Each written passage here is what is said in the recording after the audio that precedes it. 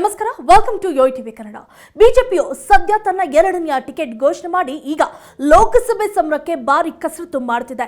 ಈ ಬಾರಿ ಹೇಗಾದರೂ ಮಾಡಿ ಕಾಂಗ್ರೆಸ್ ಪಕ್ಷವನ್ನು ಸೋಲಿಸುವ ಪಣ ತೊಟ್ಟಿರುವ ಬಿಜೆಪಿ ತಮ್ಮ ವಿರೋಧಿ ಪಕ್ಷವಾಗಿದ್ದ ಜೆಡಿಎಸ್ ಜೊತೆ ಇದೀಗ ಕೈ ಜೋಡಿಸಿ ಮೈತ್ರಿಯಾಗಿ ಕಾಂಗ್ರೆಸ್ ವಿರುದ್ಧ ಸಮರ ಸಾರಿದ್ದಾರೆ.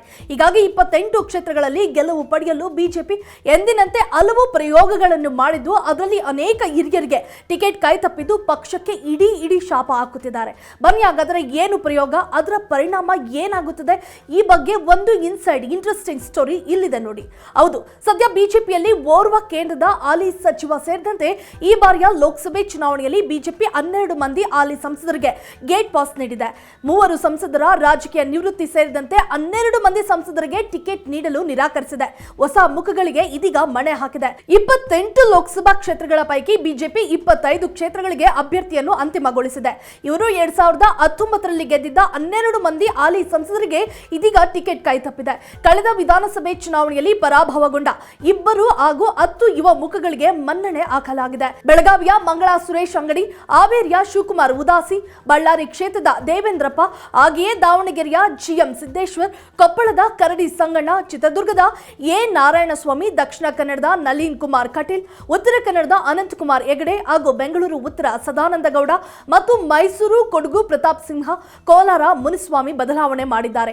ಈ ಬಾರಿ ಮೈತ್ರಿ ಆಗಿರುವ ಕಾರಣ ಕಳೆದ ಬಾರಿ ಗೆದ್ದಿದ್ದ ಕೋಲಾರ ಕ್ಷೇತ್ರವನ್ನು ಜೆಡಿಎಸ್ಗೆ ಬಿಟ್ಟುಕೊಟ್ಟಿರುವ ಕಾರಣ ಹಾಲಿ ಸಂಸದ ಮುನಿಸ್ವಾಮಿಗೂ ಕೂಡ ಇದೀಗ ಟಿಕೆಟ್ ಕೈ ತಪ್ಪಿದೆ. ವಯಸ್ಸಿನ ಹಿನ್ನೆಲೆ, ಆರೋಗ್ಯದ ಕಡೆ ಗಮನ, ವೈಯಕ್ತಿಕ ಕಾರಣಗಳಿಂದಾಗಿ ಜಿಎಚ್ ಬಸವರಾಜ್, ಬಿಎನ್ ಬಚ್ಚೇಗೌಡ ಹಾಗೂ ವಿ ಶ್ರೀನಿವಾಸ್ ಪ್ರಸಾದ್ ಚಾಮರಾಜನಗರದ ಇವರುಗಳು ಸಕ್ರಿಯ ರಾಜಕಾರಣಕ್ಕೆ ನಿವೃತ್ತಿ ಘೋಷಿಸಿದ್ದಾರೆ.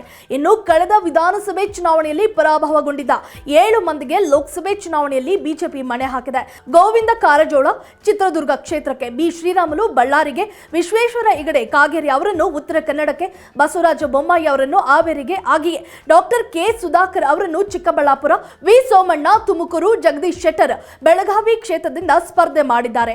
ಇನ್ನು ಈ ಬಾರಿಯ ಚುನಾವಣೆಯಲ್ಲಿ ಬಿಜೆಪಿ ಇದೇ ಮೊದಲ ಬಾರಿಗೆ ಕರ್ನಾಟಕದಲ್ಲಿ 2 ಮಹಿಳೆಯರಿಗೆ ಟಿಕೆಟ್ ನೀಡಿರುವುದು ವಿಶೇಷವಾಗಿದೆ. ಬೆಂಗಳೂರು ಉತ್ತರ ಶೋಭಾ ಕರಂದ್ಲಾಜೆ, ದಾವಣಗೆರೆ ಕ್ಷೇತ್ರಕ್ಕೆ ಗಾಯತ್ರಿ ಸಿದ್ದೇಶ್ವರ್ ಕಣಕ್ಕಿಳಿಸಿದ್ದಾರೆ. ಉಡುಪಿ ಚಿಕ್ಕಮಗಳೂರು ಪ್ರತಿನಿಧಿಸುತ್ತಿದ್ದ ಶೋಭಾ ಕರಂದ್ಲಾಜೆಗೆ ತೀವ್ರ ವಿರೋಧಿ ಅಲೆ ಇರುವುದರಿಂದ ಬೆಂಗಳೂರು ಉತ್ತರದಿಂದ ಅದೃಷ್ಟ ಪರೀಕ್ಷೆಗಿಳಿದಿದ್ದಾರೆ. ಇನ್ನು ಈ ಬಾರಿಯ ಚುನಾವಣೆಯಲ್ಲಿ ಬಿಜೆಪಿ ಹಲವು ಹೊಸ ಮುಖಗಳನ್ನು ಕಣಕ್ಕಿಳಿಸಿರುವುದು ವಿಶೇಷ ಎನಿಸಿದೆ. ಮೈಸೂರು ಕೊಡಗು ಲೋಕಸಭಾ ಕ್ಷೇತ್ರದಿಂದ ಮೈಸೂರು ರಾಜ ವಂಶಸ್ಥರಾದ ಯದುವೀರ್ ಕೃಷ್ಣದತ್ತ ಒಡೆಯರ್, ಚಾಮರಾಜನಗರದಿಂದ ಬಾಲರಾಜ್ ಸ್ಪರ್ಧೆ ಮಾಡಿದ್ದಾರೆ.